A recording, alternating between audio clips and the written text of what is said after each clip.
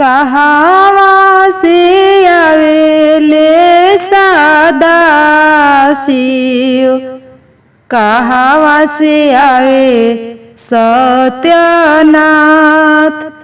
कहवा से आवे सत्यनाथ,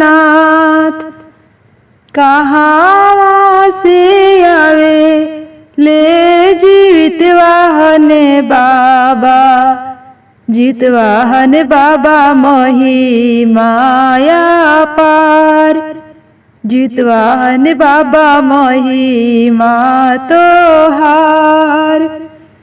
कहवा से आवे ले सदाशिव, कहवा से आवे सत्यनाथ, कहवा से आवे सत्यनाथ,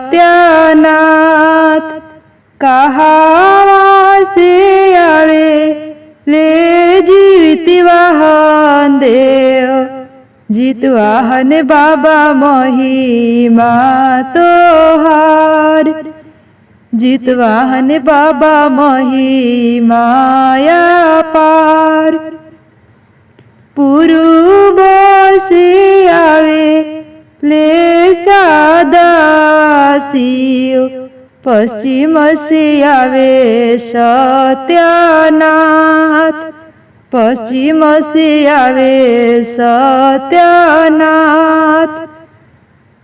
पश्चिम से आवे ले जीवित वाहन बाबा, जितवाहन बाबा महिमाया पार, जितवाहन बाबा महिमा तोहार।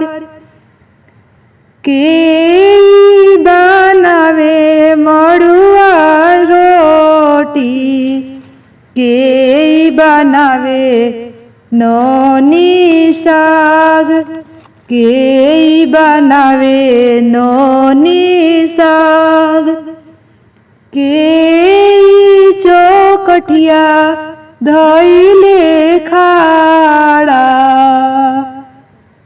आशा कोई के लगाई, आशा कोई के लगाई।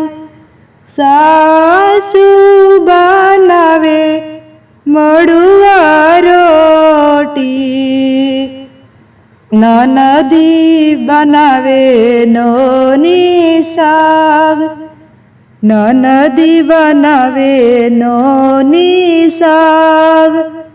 हमहु चौकठिया धइले खाड़ा, आशा लागल हो तोहार, आशा लागल हो तोहार। हमहु चौकठिया धइले खाड़ा, आशा लागल हो तोहार, आशा लागल हो तोहार।